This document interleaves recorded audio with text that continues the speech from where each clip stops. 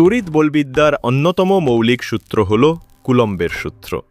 এই সূত্র বলে দুটি বিন্দু আধানের মধ্যে ক্রিয়াশীল তড়িৎ বল তাদের আধানের গুণফলের সমানুপাতিক, তাদের দূরত্বের বর্গের ব্যস্তানুপাতিক।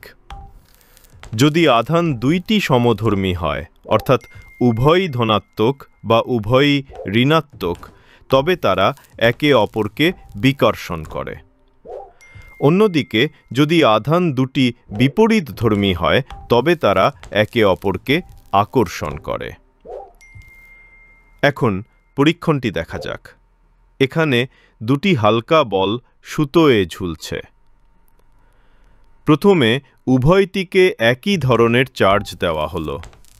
দেখা যাচ্ছে তারা একে অপর থেকে দূরে সরে যাচ্ছে, কারণ সমধর্মী আধান বিকর্ষণ করে। এরপর একটি ধনাত্মক ও একটি ঋণাত্মক আধান দেওয়া হলো। এবার তারা একে অপরের দিকে টেনে আসছে, কারণ বিপরীত আধান আকর্ষণ করে।